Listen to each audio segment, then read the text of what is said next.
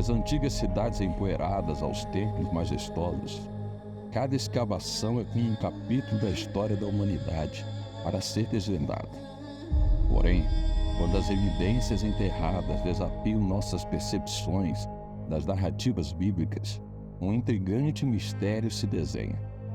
Será que essas descobertas sussurram pistas revolucionárias sobre os eventos que esculpiram civilizações inteiras e nutriam crenças profundas? Ao atravessarmos as portas do Museu de Arqueologia Bíblica, somos transportados a um passado milenar, onde relíquias outrora esquecidas ganham vida, contando histórias fascinantes de profetas, monarcas e povos ancestrais. É aqui que entram em cena os protagonistas da nossa narrativa. Personagens cujas vidas e feitos se entrelaçaram com a trajetória desse museu singular. São as mentes criativas, os curadores incansáveis e os doadores generosos que moldaram o destino desse espaço. As pegadas persistentes desses visionários e exploradores ecoam nos corredores, sussurrando histórias de trabalho árduo, sacrifício e visão.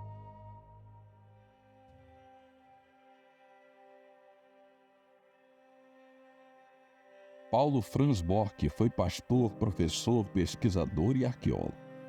Desde jovem, foi incentivado a estudar a Bíblia em sua família adventista. Ao mudar-se para os Estados Unidos em 1946, cursou teologia e se apaixonou pela arqueologia bíblica. Após uma carreira dedicada, Paulo Borck se aposentou em 1989, mas sua paixão e compromisso com a pesquisa permaneceram inabaláveis. Ele continuou a oferecer palestras inspiradoras e auxiliar em estudos no renomado Centro de Pesquisas Ellen White, na Universidade de Loma Linda, na Califórnia. Seu comprometimento com a educação e a preservação da história bíblica levou à criação do Museu de Arqueologia Bíblica Paulo Borck, atual MAB, localizado no UNASP Campus 2. A doação de sua biblioteca pessoal e artefatos significativos é o testemunho tangível de sua dedicação à preservação do passado. Em 24 de janeiro de 2015, Paulo Borck faleceu. Seu legado continua a ecoar através das páginas de suas obras, nas salas de aula que ele enriqueceu com seu conhecimento e nas mentes daqueles que foram inspirados por sua abordagem integradora da arqueologia e da fé. Dr. Paulo Borck manifestou interesse em doar peças de arqueologia que faziam parte de sua coleção pessoal. E o pastor Walter Boger, nesse momento, manifestou total interesse. Exigia duas condições. A primeira era ter uma pessoa responsável com curso de arqueologia ou estudando arqueologia para se fazer cargo das peças arqueológicas. E a segunda era saber se havia uma pessoa, se tinha experiência em escavações arqueológicas. Passaram-se 3 anos até que então o Dr. Paulo Borck trouxessem as primeiras peças da sua coleção. Então chegaram aqui na biblioteca 110 itens. Esse foi o primeiro momento, o primeiro ato que origina esse museu de arqueologia que nós conhecemos hoje. Mas as peças arqueológicas ficaram em caixas. Não havia um local, havia uma dependência do Instituto de Pesquisa Ellen White, que se conservam num ambiente temperado, ou seja, para evitar a deterioração desses documentos. Então foi um lugar onde estavam depositadas as caixas das peças arqueológicas. Mas para solucionar esse problema, o diretor Walter Boger, ele destinou uma sala do edifício onde está agora a biblioteca. Então, já tínhamos um salão, mas precisamos agora construir os móveis. E eu fui o encarregado de desenhar os armários para as peças. Armários que tinham que ser adequados ao tamanho das peças, à localização e ao número de peças de um determinado lugar, adaptados à arquitetura da sala. Em 1999, foram tomadas as primeiras iniciativas para oficializar o Museu de Arqueologia aqui no NASP. Então foi apontado um curador, que foi o Dr. Alberto Tim. Ele então foi a pessoa que começou a organizar o acervo juntamente com o pastor Rubem Aguilar. Na fase inicial, eu era o curador, mais no sentido administrativo do termo, e então tinha 2 curadores associados, inicialmente, que eram os professores Rubem Aguilar e o Rodrigo Silva. Então, eles é que mexiam com a parte mais técnica dos objetos e que tinham conhecimento mais arqueológico da coisa. Embora a instituição já existisse ali com seus residenciais, também o Colégio UNASP, o ensino superior, mas sempre haviam limitações financeiras. Então, qualquer investimento era difícil de se fazer. Basicamente, essa era a limitação, para expandir e conseguir pessoas que fossem funcionários de tempo integral ali. Então, nós simplesmente propusemos. Veja, se essa é a limitação, o nosso pessoal que trabalha no Centro White, que cuida também do Centro Nacional da Memória Adventista, poderia ajudar na visitação do museu, quando necessário. E então, nesse contexto, é que o museu passou a fazer parte do Centro White, ou seja, o Centro White começou a ajudar o museu, porque o museu não tinha funcionário, o museu não tinha lá alguém para poder estar atendendo, não é? Não era algo assim que todos estavam apoiando num primeiro momento. Isso foi acontecendo ao longo do tempo.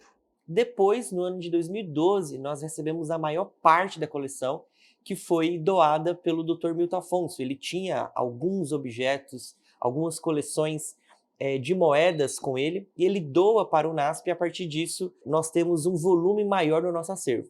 Então nós podemos colocar 3 doações numerosas que foram compondo o acervo do museu. A primeira delas pelo Dr. Paulo Bork, depois pelo Dr. Milton Afonso, e também algumas peças doadas pelo Dr. Júlio Schwantz, que foi também um pesquisador na área de arqueologia e doou algumas peças. Eu sou um colecionador de coisas de antiguidade. Quando vejo um objeto de valor, eu dou para a igreja, eu dou para o museu da igreja.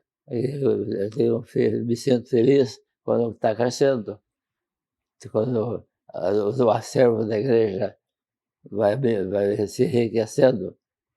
E os colégios também têm ajudado a fazer isso, porque eu sei que isso enriquece culturalmente também a igreja. A arqueologia, ela é uma pesquisa científica e uma área de conhecimento própria, mas que sempre se relaciona a coisas afetadas, modificadas e convividas com o ser humano. Então, por exemplo, algumas pessoas acham que a arqueologia descobre dinossauros, escava dinossauros, mas não, é a paleontologia e a geologia que vão atrás dos dinossauros. Então, na arqueologia, é o estudo do homem das civilizações antigas. A gente só escava objetos que tiveram contato e foram alterados por seres humanos. A arqueologia bíblica é o que a gente diria uma sub-área, uma especialização dentro do campo geral da arqueologia. Então, assim, quando a gente diz arqueologia bíblica, a gente está falando da arqueologia das terras bíblicas, locais mencionados na Bíblia, locais que a Bíblia descreve, e em particular a terra de Israel. Várias descobertas arqueológicas ajudaram a confirmar, não que a Bíblia precisa de confirmação, mas pelo menos para esses críticos dizendo, não, esse personagem realmente existiu. Não é assim como vocês estão dizendo que, por não ter evidência extra-bíblica, ele não deve nem ser mencionado. Então, nesse sentido, a arqueologia bíblica acabou confirmando muitos dos relatos bíblicos, especialmente do Antigo Testamento.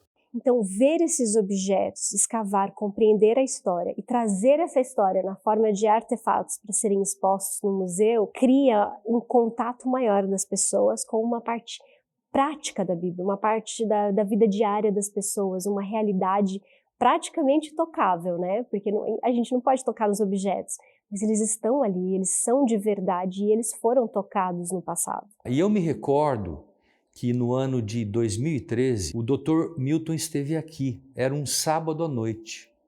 Ele visitou o Centro White, visitou a rádio, visitou o museu aqui em cima na biblioteca, no primeiro piso, mas naquele sábado estava tudo acertado, juntamente com o diretor pastor Paulo Martini, para que nós lançássemos a pedra fundamental. E pela graça de Deus, isso aconteceu. Então nós podemos dizer que a partir da doação do pastor, do doutor Milton Afonso, que se pensou de maneira mais precisa e global na construção de um novo espaço. E a partir da coleção que nós tínhamos aqui, o arqueólogo Dr. Rodrigo Silva acabou sendo responsável por cuidar dessas peças. Então tivemos doação de outros arqueólogos, novas escavações, aquisição de novas peças, e a partir disso o acervo, ele hoje tem mais de 3.000 peças e se pensou na necessidade de ter um prédio exclusivo. Mas eu não creio que na cabeça de ninguém de nós estava essa ideia de o museu assumir a proporção que tem hoje.